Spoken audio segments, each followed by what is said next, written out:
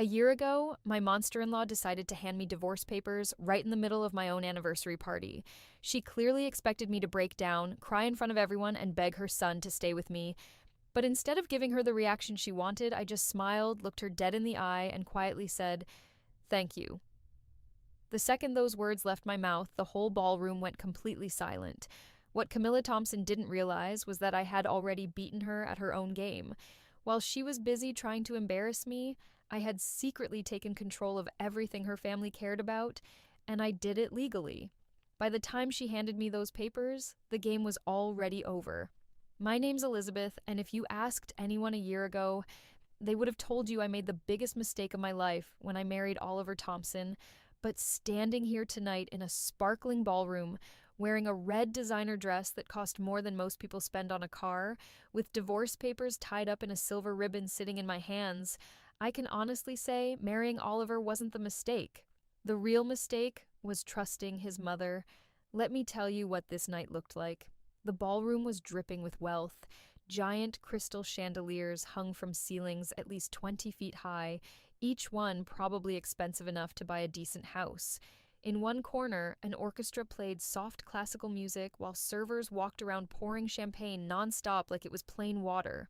Around 300 of the richest and most powerful people in the city filled the room, all gathered to celebrate my first wedding anniversary.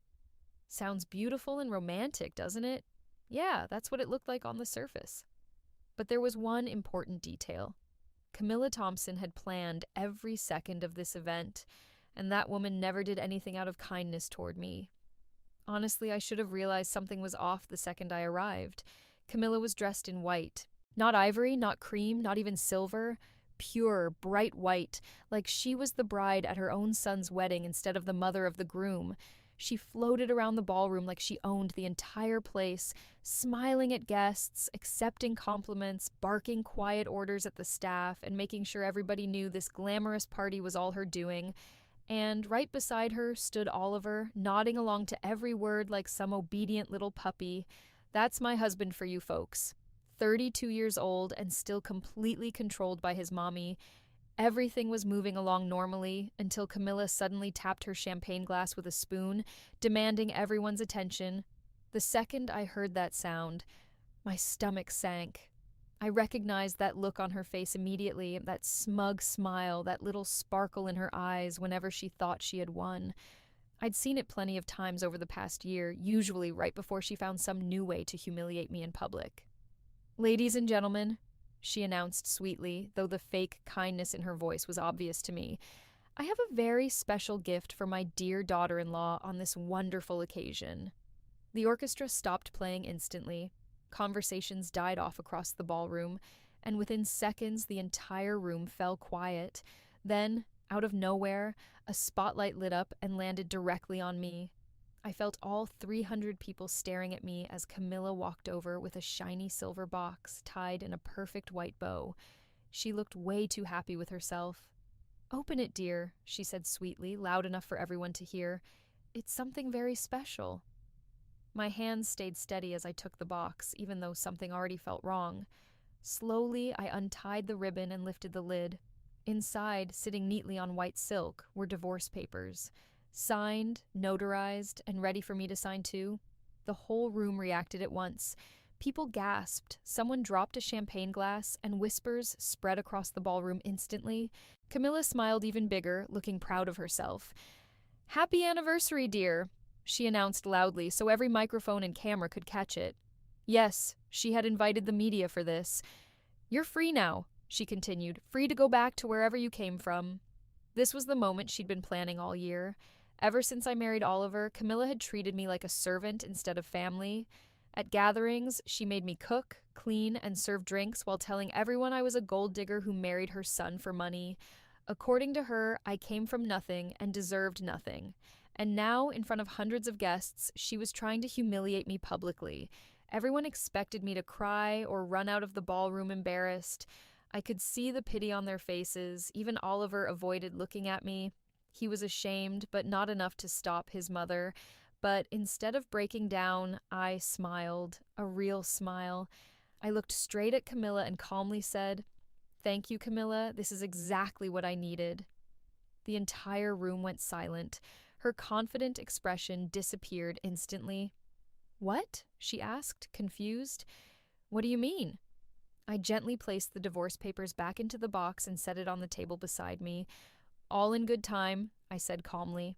Let's not ruin the party you worked so hard to plan. Please, everybody, keep enjoying the party, I said calmly before walking away from Camilla. My heels clicked across the marble floor while she stood frozen behind me, looking nervous for the first time since I'd known her. The orchestra started playing again, though awkwardly, and the party never really recovered. Guests gathered in little groups, whispering and staring at me, trying to figure out what was going on. Camilla forced fake laughs and kept telling people it was all some misunderstanding, but I could see the panic slowly creeping into her face. Meanwhile, I casually sipped champagne and chatted with guests like nothing had happened. Oliver tried twice to come talk to me. I ignored him both times. He didn't deserve my attention anymore. See, there was one thing Camilla didn't know. Actually, nobody in that ballroom knew it except my lawyer, who was quietly standing near the bar pretending to be another guest. My real name isn't just Elizabeth Thompson, it's Elizabeth Hartford. My father is Jonathan Hartford, the founder and CEO of Hartford Technologies, a company worth about $3.8 billion. I'm his only child and the only heir to everything he built. When I met Oliver 2 years ago, I was exhausted by people treating me differently because of money. Men saw me as a paycheck instead of a person, and even friendships felt fake, so I decided to hide who I really was. I took a regular marketing job, rented a simple apartment, and drove an ordinary car. I wanted someone to love me, not for my last name. At first, Oliver seemed different. He was sweet, attentive, and made me feel normal. We fell in love, or at least I did. 6 months later, he proposed, and I honestly believed I could have a real, normal marriage. Then I met Camilla. From the very first dinner, she treated me like I was beneath her. So, Elizabeth, she'd said with that judgmental smile, Oliver tells me you work in marketing. How quaint. The way she said quaint sounded like an insult, and after that, things only got worse. At family dinners, she treated me more like staff than family. She criticized my clothes, my cooking, the way I talked, everything. One time, I spent 6 hours making one of their family recipes for Sunday dinner, trying my best to impress her. She took one bite of the food, made a disgusted face, and dumped the whole plate straight into the trash while staring at me. Inedible, she said coldly. This is exactly why poor people shouldn't cook for their betters. I put up with all of it because I loved Oliver. I kept hoping he'd finally stand up for me, defend me, or choose me over his mother's constant cruelty. But he never did. Every time, he had some excuse. That's just how Mother is. Try not to take it personally. Or my favorite, she'll warm up to you eventually. She never warmed up to me. If anything, she became even worse. Then 3 months ago, everything changed. I was walking back from the kitchen in their mansion when I heard voices coming from the study.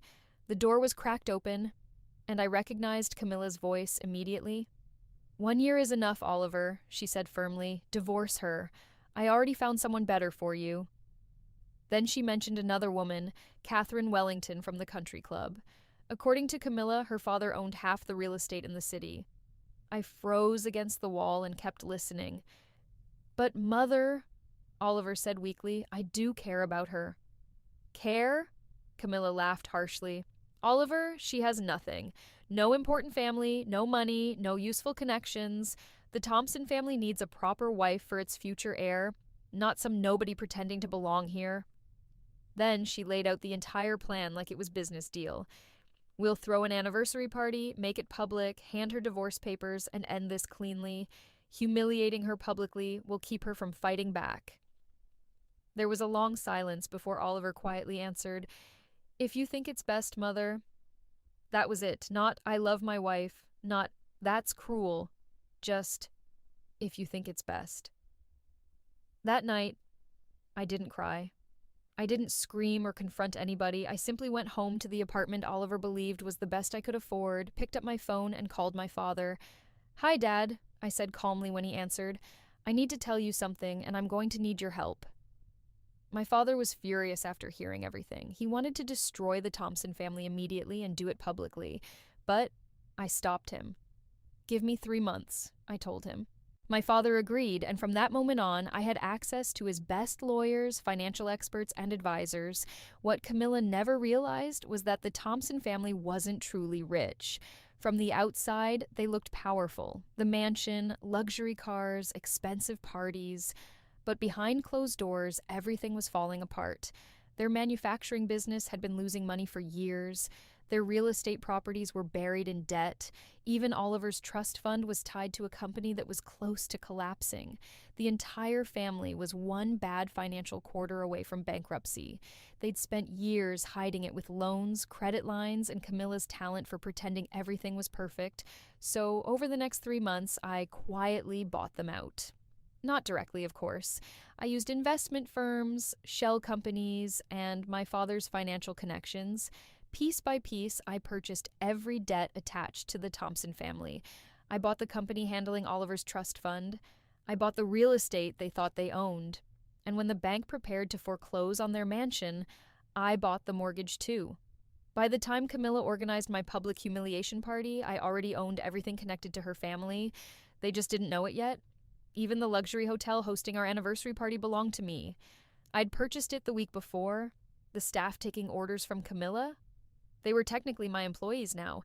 Even the lawyer standing near the bar with a whiskey in his hand worked for me.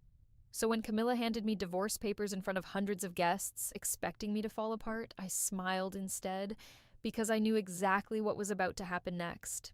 The party dragged on awkwardly for another 20 minutes before Camilla finally pulled me into a private room beside the ballroom. The second the door shut, her fake smile disappeared completely. "You really think you're special?" she snapped, stepping close to my face. "You're nothing. You've always been nothing. Just some poor girl who got lucky and trapped my son." I stayed calm and looked at her quietly. "Is that all, Camilla?" "I never wanted you in this family," she continued angrily. "You're not good enough, and you never will be." "Oliver deserves someone better," Camilla kept ranting. "Someone with class, money, and proper upbringing, not some pathetic gold digger who probably planned this whole thing from the start." The funny part was, she had no idea how wrong she really was. "Sign the papers and disappear," she snapped. "Otherwise, I'll make your life miserable. You think this past year was bad? I'm only getting started." I calmly tilted my head and looked at her. "Are you finished?" Her face turned bright red. "Why aren't you crying? Why aren't you begging?" "Because unlike you, Camilla, I don't have to beg for anything." I headed for the door, then stopped for a second. "You should probably come back to the ballroom," I told her. "I have an announcement to make." She looked confused but followed me anyway, probably expecting me to finally lose control and embarrass myself. Instead, I walked straight to the stage where the orchestra had been playing and took the microphone from the shocked band leader. The room instantly went quiet again. "Ladies and gentlemen," I said calmly, "I'd like to make a quick announcement." Camilla hurried toward me, panic flashing across her face. "What are you doing?" I ignored her completely. "First," I continued, "I'd like to thank my dear mother-in-law for the wonderful anniversary gift." I lifted the silver box holding the divorce papers, and a few awkward laughs spread through the crowd. "Camilla believed she was throwing me out of the Thompson family tonight," I said. "She thought I was some poor nobody who didn't belong in her world." Camilla's face was turning purple while Oliver looked like he'd seen a ghost. "But what Camilla never knew," I said slowly, letting the silence build, "is that my full name is Elizabeth Hartford." The room exploded with reactions immediately. People gasped, whispered loudly, and started pulling out their phones to record. Someone near the back shouted, "Wait, Hartford Technologies?" I nodded calmly. "That's right. Jonathan Hartford is my father." Camilla's face instantly lost all color. "And while Camilla spent the last 3 months planning this little public humiliation," I continued, "I've been busy too." Right then, the giant screens behind me lit up. My tech team had been waiting for the signal. "I've spent the last 3 months buying the Thompson family empire." The giant screens behind me filled with legal paperwork, acquisition contracts, property transfers, ownership documents, all displayed clearly for every guest to see. The Thompson Manufacturing Company, I said calmly. I now own 68% of it. Camilla let out a choking sound. Your commercial real estate properties were foreclosed on and purchased by Hartford Holdings 3 weeks ago, and this hotel we're standing in tonight, I bought it last Tuesday. Then I looked directly at Oliver. Your trust fund management company is now owned by Hartford Financial Services, so technically that belongs to me too. Finally, I turned back to Camilla. And your precious mansion? The bank was preparing to foreclose after 4 missed mortgage payments. I purchased the mortgage myself. I paused. I own your house, Camilla. She completely lost it. That's impossible, she screamed. You're lying. All of this is fake. That's when my lawyer calmly stepped forward with a briefcase full of documents. He began handing copies to nearby guests. Everything is fully legal and verified, Mrs. Thompson, he explained. Your family has been operating under massive debt for nearly 7 years. Ms. Hartford's acquisitions were completed legally and ethically. You witch! Camilla shouted as she lunged toward me. But hotel security, my security now, stepped in immediately and held her back carefully. You planned this, she yelled. You trapped my son. This is fraud. I stayed completely calm. No, Camilla. I fell in love with your son. I would have given him everything, my heart, my loyalty, my entire future. I never needed his money because I already had my own. All I wanted was love and respect. The ballroom went completely silent except for Camilla's heavy breathing. But instead, I continued, you spent an entire year tearing me down. You called me worthless. You mocked me for being poor while your own family was drowning in debt. You humiliated me over money you didn't even truly have. I looked her straight in the eyes. You attacked my background, my education, and my value as a person because controlling people is the only thing that makes you feel powerful. Finally, Oliver spoke up weakly. Elizabeth, I didn't know you were rich, I cut in. Or did you not know your mother was bankrupting the family? Honestly, Oliver, I'm not sure which one is worse. He stood there speechless. That silence gave me all the answer I needed. Meanwhile, Camilla collapsed into a chair, struggling to breathe while someone rushed over with a glass of water. By that point, almost every guest had their phone out recording. The downfall of the Thompson family was happening live in front of everyone, spreading across social media in real time. I looked around the ballroom one more time before speaking again. The truth is, I could destroy this family completely, I said calmly. I could evict Camilla tomorrow, shut down every business, sell every asset, and leave them with absolutely nothing. Legally, I have every right to do it.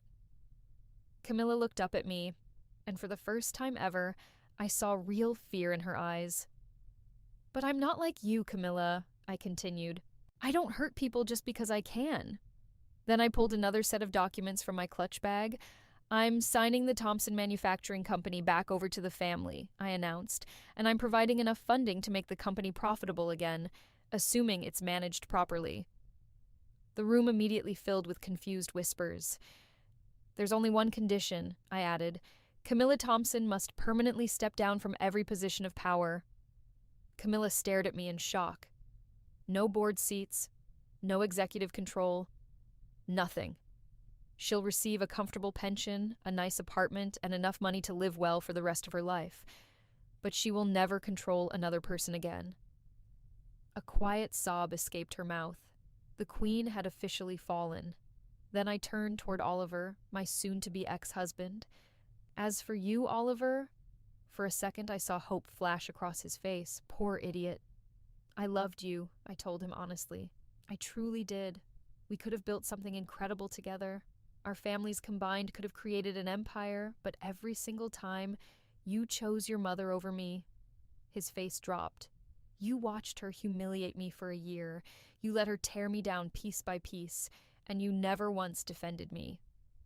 Elizabeth, I'm sorry, These divorce papers? I interrupted, lifting the silver box again. I'll gladly sign them. I took out a pen and signed my name without hesitation. But here's the funny part, I continued. You don't get anything, no settlement, no alimony. Then I smiled slightly. Remember that prenuptial agreement your mother forced me to sign? The one saying I'd walk away with nothing after a divorce? Oliver suddenly looked nervous. Well, I said calmly, that agreement works both ways. And since nearly all Thompson assets legally belong to me now, the prenup says misuse and loss of marital assets requires compensation. The color drained from his face. What does that mean? He asked quietly. It means, I said, you owe me money, Oliver. For every single time your mother spent Thompson money that was actually borrowed against assets I now own, I continued, for every dollar she used to fund this little humiliation party, for every gift she gave you using credit she never really had. I gave a small, calm smile. Don't worry. I'm waiving it. I don't need your money. I never did. I just need you out of my life. I walked off the stage and placed the signed divorce papers into Oliver's hands. Congratulations, I told him quietly. You're free now. I hope you use it to finally grow a backbone. As I walked toward the exit, the crowd naturally parted for me. Some people were crying, others were clapping, and most just stood there in stunned silence. Behind me, Camilla sat completely broken. Her entire world, her control, her pride, her influence had collapsed in front of everyone. Oliver just stood there frozen. Holding the divorce papers he never had the courage to refuse when it mattered. When I reached the doorway, Camilla finally found her voice again. You can't do this, she shouted. This is my life's work. I'll sue you. I'll destroy you. I stopped for a moment and looked back at her one last time. Try it, Camilla, I said calmly. I own your lawyers, too. Then I turned and walked out into the night, leaving behind the Thompson family, their debts, their chaos, and their entire illusion of power. The red dress I wore caught the moonlight as I stepped outside. Waiting for me wasn't the modest car I had been pretending to drive. It was my real one, a sleek silver Mercedes, parked and ready, along with the life I had been hiding. That night was 6 months ago. Camilla now lives in a modest 2-bedroom apartment in a decent neighborhood. She works part-time at a charity shop, actually doing something useful for others for once in her life. I've heard she's quieter now, more humbled. Maybe losing everything taught her what money never could: empathy. Oliver moved away. He got a normal job, no family privilege, no trust fund safety net. Someone told me he started therapy, finally trying to deal with his relationship with his mother. I genuinely hope he finds peace. I really do. As for me, I finally stopped hiding who I am. After that night, I revealed everything publicly. No more pretending to be someone smaller than I was. I took my place at Hartford Technologies alongside my father. We absorbed the Thompson Manufacturing Company into our portfolio, saved over 500 jobs, and turned it profitable within just 4 months. Now, I also run a foundation for women who are trying to escape toxic relationships. Women who've been made to feel small, controlled, and worthless by people who were supposed to love them. We now provide legal support, financial aid, counseling, and job training programs. Basically, everything I wish I had access to during that horrible year. And honestly, I'm happy, not just on the surface, but genuinely, deeply happy. I've built real friendships with people who actually like me for who I am, not for what they think I have. I've found purpose in my work, and I've learned what peace feels like when you finally stand up for yourself and stop shrinking for other people. Sometimes people ask me if I regret it, if I went too far. But the truth is, Camilla didn't only hurt me. She spent years being cruel to staff, business partners, and anyone she considered beneath her. She had a long pattern of breaking people down. I didn't destroy her. I simply removed her ability to keep doing it. Because real revenge isn't about cruelty. It isn't about becoming the same kind of person who hurt you. It's about precision. It's about protecting yourself and making sure they can't keep harming others. Camilla tried to ruin me at that anniversary party. She thought she was ending my story right there, throwing me away in front of everyone like I was nothing. Instead, she ended her own reign. And that smile I gave her when she handed me those divorce papers, that was the moment I already knew I had won. She just hadn't realized it yet. So here's what I learned. Never mistake silence for weakness. Never confuse kindness with naivety. And never underestimate a quiet woman who has been pushed too far. Because sometimes that quiet woman is a billionaire thinking 10 steps ahead while everyone else is still playing checkers. and by the time they realize the board has changed, it's already checkmate.